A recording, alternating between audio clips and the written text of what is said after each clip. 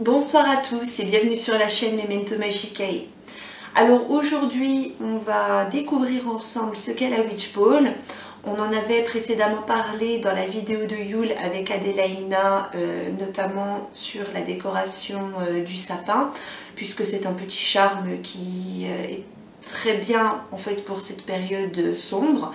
Généralement, encore une fois, les énergies sont très présentes, donc on va essayer en fait de pallier à ce sombre avec de la lumière, et surtout on va installer des nouvelles protections, d'autant qu'on arrive sur la période d'Imbolc et que donc je me disais que je pourrais en fait vous montrer comment confectionner une Witch Ball dans une vidéo pratique que vous pourrez mettre en protection. Donc ça répond déjà partiellement à une demande qui a été faite donc sur les sigils de protection et les sigils de guérison. En sachant que généralement donc une Witch Ball va contenir un sigil. Donc la Witch Ball a plusieurs noms. Vous allez retrouver donc le mot Witch Ball qui est le terme anglais classique. Vous allez aussi retrouver le nom de boule sorcière en français, qui est une traduction littérale de Witch Ball. Et vous avez également la Watch Ball. Alors, pourquoi c'est intéressant cette notion de watch? Watch en anglais, ça veut dire scruter, ça veut dire en fait l'œil qui n'a pas de cesse de scruter, qui observe et qui est attentif. Voilà, il y a vraiment cette idée de veille. Et donc la Witch Ball va être un charme qui va se présenter sous forme de sphère, qui va vous permettre donc d'être averti du danger ou même d'avoir quelque chose de plus offensif et donc de vous protéger de sorts qui auraient pu être lancés sur vous, de mauvaises rencontres, de voleurs, de ce que vous voulez en fait, ça va dépendre comment vous la programmez. Ces boules sorcières donc, qui ont ce nom ne sont pas une pratique sorcière. On pourrait croire que ce sont les boules des sorcières. Ça c'est plus le mouvement Wiccan en fait qui a apporté ça. À la base, une boule sorcière est censée protéger des sorcières. Donc ça permet d'empêcher une sorcière de nous faire du mal, etc. Donc dans son histoire, la Witch Ball a vraiment ce côté protection contre les sorts qu'on pourrait nous lancer, contre les personnes mal intentionnées. C'est vraiment son but premier. Elle peut prendre d'autres formes. Moi je sais qu'il y a peu, j'en ai fait une en forme d'œuf. En forme d'œuf parce que l'œuf reste la protection. Donc j'ai trempé ma Witch Ball en forme d'œuf dans un mélange de poudre de mica qui contenait du cuivre ainsi que de coquilles de coquilles d'œuf, donc ce qu'on appelle de la cascarias, qui m'ont permis en fait de créer une couche protectrice et de préparer en fait mon contenant à protéger ce qu'il y avait à l'intérieur. Donc ça c'est une des formes de sorcellerie, j'ai envie de dire, les plus classiques et les plus basiques, qui ne demandent souvent qu'un petit peu d'invention de notre part, c'est-à-dire dans la création du sigil et puis dans ce qu'on va mettre. C'est vraiment quelque chose de simple à faire. Un petit peu d'histoire sur la Witch Ball ou la Watch Ball. Donc c'est quelque chose qu'on a beaucoup retrouvé aux États-Unis, aux portes des maisons. Alors aujourd'hui les gens ne savent plus trop pourquoi ils ont ces espèces de boules qui étaient souvent de couleur verte ou bleue. Donc le vert qui va représenter un petit peu la magie élémentale, la protection qui va rappeler la forêt en fait et la magie ancestrale, et la boule bleue qui va représenter la guérison, mais qui va être aussi l'attention qu'on va porter aux marins. On retrouve beaucoup ça dans les villages de pêcheurs parce que cette Witch Ball permettait en fait de veiller sur les gens qui partaient en mer. La mer c'était dangereux à l'époque. Qui permet en fait de savoir comment va la personne, ou même de lui offrir une protection avec un pied à terre, un ancrage lorsqu'il s'éloigne et peut être pris en fait dans les tempêtes, et aussi oublier un petit peu son chez lui. Les marins voyageaient beaucoup, ils s'arrêtaient dans beaucoup de ports, n'avaient pas toujours envie de rentrer à la maison, donc c'était aussi un moyen de les rappeler à nous. Alors historiquement, donc, ces watch balls ou witch balls étaient installés donc aux fenêtres. On y créait en fait un petit trou avec une suspension comme celle-ci pour accrocher en dehors de la maison.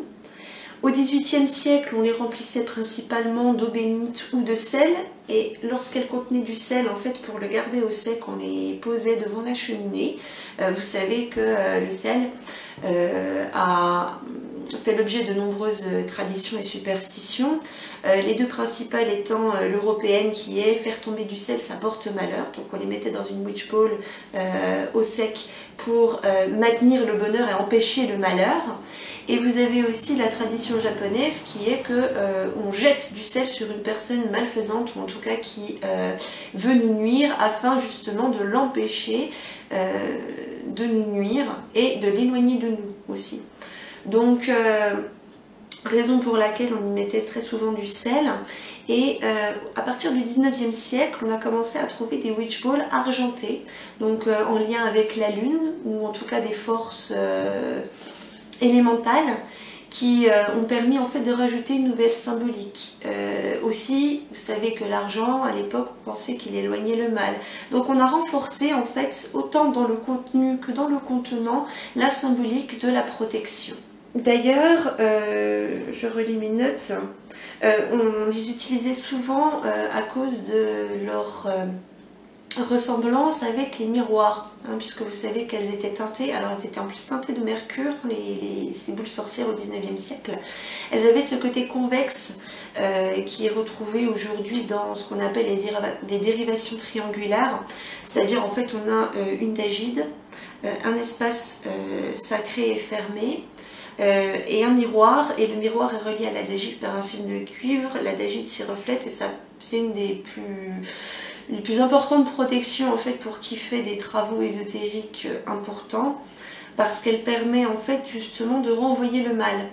C'est-à-dire que le mal qui pourrait être fait sur la dagide qu'on envoie, il est reflété par le miroir et renvoyé à son envoyeur, tout simplement.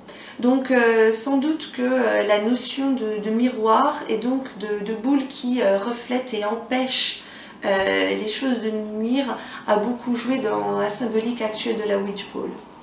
Donc cette fois-ci, ces boules s'appelaient des Kugel, puisqu'elles sont nées en Allemagne, sont devenues le principal instrument de décoration des sapins de Noël. Donc c'est pour ça que dans la vidéo de Yule, on vous disait que finalement il est intéressant de garnir vos boules de Noël à l'intérieur avec des petits charmes, des souhaits, des choses que vous voulez empêcher aussi. Souvent c'est comme ça qu'on procède, on met quelque chose qu'on veut empêcher dans la boule, on l'enferme pour qu'il soit maintenu loin de nous avec des herbes qui sont propices justement au maintien ou à la destruction. Et donc c'est un petit charme vraiment très facile à mettre en place, puisque toutes les boules de Noël sont creuses et on peut généralement aller y placer des choses à l'intérieur. En sachant que vous voyez, celle-ci, elle a été achetée telle qu'elle, c'est le principe de toutes les boules. Vous avez le petit trou dans lequel vous mettez les choses, et puis la petite accroche qui vous permet de le suspendre dans le sapin. Alors, vous avez le dictionnaire d'Oxford sur le folklore anglais qui nous dit que les witch balls donc étaient colorées, de multiples couleurs, afin justement d'empêcher le mauvais œil. Parce que les couleurs vives en fait vont attirer et neutraliser le mauvais œil d'une sorcière qui est de passage. Donc encore une fois, on est sur la symbolique d'empêcher les sorcières de nuire. Soit en réfléchissant son reflet vers elle, soit en la prenant au piège et en l'enfermant à l'intérieur de la boule. Donc encore une fois, vous voyez, on est sur une défense active. On est sur de l'offensive et on a ce côté, effectivement les sorcières, vous savez, c'est un peu des pies, elles aiment tout ce qui est doré, tout ce qui est brillant, elles sont attirées, et donc l'idée ça va être vraiment de les charmer, d'attirer leur regard et d'une certaine façon de les hypnotiser dans le fonctionnement. Donc on a la couleur bleue principale qui revient donc pour le soin, les énergies aquatiques, l'argent pour la lune qui va veiller sur vous, ou pour le côté réfléchissant comme pour un miroir, Verte pour représenter aussi l'élément air, hein, surtout si on veut qu'il soit le gardien de la witch ball, notamment quand on les met à l'extérieur finalement, puisque c'est le vent en fait qui va la faire teinter. Hein, en fait, on va créer le petit charme pour lier la boule au vent et lui dire, ben voilà, quand il y a quelque chose de dangereux qui s'approche ou qui essaye de pénétrer ma maison, ben avertis-moi et la witch ball va teinter. Alors généralement, on va y mettre des clochettes, on va y mettre des petites choses comme ça qui vont être des avertisseurs sonores. Vous avez aussi le vert qui va représenter le petit peuple, puisque voilà, c'est pour ça qu'elle est aussi à l'extérieur, puisque le petit peuple peut, si vous vous êtes lié à eux, vous avertir par ce procédé. Vous allez retrouver aussi des boules noires pour le bannissement, ou encore des boules un petit peu particulières, basées avec du cuivre, du plomb, des éléments comme ça, qui sont là pour protéger et aussi neutraliser. Vous allez utiliser tout le code de couleur, hein, si vous voulez éviter des gens capables de trahison, vous allez utiliser du jaune ou du doré pour attirer le soleil et le bien-être. La witch ball a vraiment évolué pour devenir en fait un support de charme très diversifié. Hein. On ne se contente plus de faire des witch balls pour éloigner les sorcières, d'autant qu'aujourd'hui les witch balls sont très utilisées par les sorcières pour se protéger. Donc la symbolique et la façon de les créer a beaucoup évolué. Alors dans le principe, la witch ball, donc on l'a dit, forme sphérique parce que ce côté convexe, mais aussi parce que la sphère elle capture à l'intérieur, va vous permettre donc de mettre à l'intérieur éventuellement un piège à entité, une entité voilà, qui veut vous nuire. Vous allez utiliser un sigil à l'intérieur qui va vous permettre de l'attirer à l'intérieur et de l'emprisonner ensuite une fois qu'il a pénétré la boule. Donc ça, j'ai envie de dire, c'est pour le charme de protection classique. Vous avez aussi la possibilité d'utiliser, alors moi c'est celle-ci que je vais faire à une bulk et que je vous présenterai. C'est une boule de verre, hein, qui a aussi des reflets un peu colorés, je ne sais pas si vous arrivez à le voir, et surtout qui est faite de petits fils de verre un petit peu partout, assez coupant, tranchant, qui va être génial pour la protection. Vous avez là à l'intérieur, j'ai créé un premier trou, je vais y mettre les éléments à l'intérieur, ensuite je cacheterai avec de la cire et on fera suspendre un fil qui aura été béni par Sainte Brigitte. Vous savez qu'à Imbolc, on met sur son balcon ou quelque part près de chez nous des vêtements pour qu'elle les bénisse. Cette année, je vais faire bénir des bobines de ruban comme ceci qui vont me permettre voilà, d'utiliser la puissance de Sainte Brigitte pour sa bénédiction, mais aussi la guérison qu'elle y apporte pour faire mes witch balls de guérison. Alors, dans les witch balls, on a parlé du contenant, on va parler un petit peu du contenu. Vous pouvez y mettre plein de choses. Bon, bah déjà des plantes, là, comme vous l'avez vu. Moi, j'aime bien utiliser aussi le prunelier. Alors, le prunelier avec ses épines, hein, notamment, parce que c'est le contresort. En fait, on utilise beaucoup cette plante en contresort. On l'utilise aussi, les épines, ça reste la protection, la défense. Je vais y mettre aussi du chardon-marie. Non, du chardon tout court, pardon, c'est pas du chardon-marie, ça c'est du chardon. On peut y mettre aussi à l'intérieur donc des pierres. Ici vous avez un morceau d'améthyste, mais vous pouvez y mettre des pierres en lien avec votre travail. On les cachette avec de la cire d'abeille. J'aime bien y mettre des balais partout. Hein, vous l'avez vu, je mets beaucoup de balais dans mes décorations. Donc dans une witch ball, on peut y mettre aussi une décoration. D'ailleurs, à ce propos, hein, les witch balls, vous pouvez utiliser celle-ci. Vous savez, ces boules qui sont justement prêtes à remplir, qui se ferment en deux, c'est très pratique. Et puis vous les refermez justement à la cire en faisant couler de la cire sur tout l'ensemble. On verra parce qu'on peut faire aussi des bains de cire, on peut charger la cire magiquement, enfin voilà. Vraiment que ce soit dans le contenant, le contenu, on va pouvoir travailler dessus. Donc je l'ai dit, hein, du fil qui sera béni à une bulk, hein, donc par Sainte Brigitte pour la guérison. Il faut y rajouter aussi ceci. Alors qu'est-ce que c'est? Voilà, ce sont des morceaux en fait de cire qui ont été chargés avec des huiles essentielles que je laisse à charger sur sur mes pentacles d'autel avec des runes tout autour qui vont former des phrases, qui vont me permettre donc de dédier mon travail. Et celle-ci donc c'est pour la paix du foyer. Donc c'est à base ylang-ylang, vert pour le paisible et aussi pour qu'un vent nouveau puisse souffler. Hein. On reste sur la symbolique du vert et sur la symbolique du vent. Hein. Vous savez que c'est mon élément préféré. Donc qui va me permettre avec le vent de faire souffler un vent nouveau dans la maison comme je veux. Et on va pouvoir y mettre aussi des petites choses comme ceci. Ça, ce sont des rondelles de citron vert. Alors, vous voyez, elles sont bien noires. Je les ai chargées pour la protection et vous voyez, elles finissent presque noires pour le bannissement. Donc elles vont être très intéressantes à faire. Je ne m'attendais pas à ce résultat-là, mais finalement, c'est pas plus mal. Effectivement, j'en ai avoir besoin comme ça.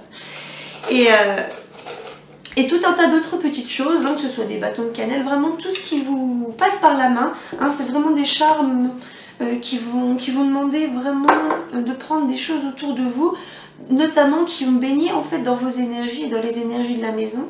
Donc n'hésitez pas à vous faire plaisir et vous pouvez créer aussi des petites choses. Là par exemple, moi je sais que j'ai fait une tortue en malachite. Pareil, qui rappelle la mer et qui rappelle les dangers de la mer. La tortue est quelqu'un qui sait nager entre deux eaux, qui est aussi symbole de longévité, qui est affilié au dragon, aux énergies naturelles. Donc il y a vraiment toute une symbolique à faire, combinée avec la malachite qui est une pierre qui est pour moi une... Alors c'est pas vraiment une protection pour moi la malachite, c'est vraiment une aide. Vous voyez, un espèce de booster qui va aller dans le sens que vous allez lui donner. C'est ni bon ni mauvais, ça peut pencher des deux côtés. Vraiment, c'est dans un entre-deux. Encore une fois, l'entre-deux. Qui va permettre voilà, d'orienter exactement comme je veux la chose. On en reparlera dans la vidéo sur de création de la Witch Ball. Je vous présenterai ce que j'ai mis dedans et pourquoi. On arrive sur la fin de cette vidéo, j'espère qu'elle vous aura plu. N'hésitez pas à commenter, liker et partager la vidéo, à vous abonner. Et puis, on se retrouve très bientôt, cette fois-ci donc à Imbolc. Hein. N'oubliez pas de mettre vos fils de ruban dehors pour que Sainte Brigitte vienne les bénir et pouvoir faire avec moi la Witch Ball. Et on se retrouve bientôt pour une nouvelle vidéo.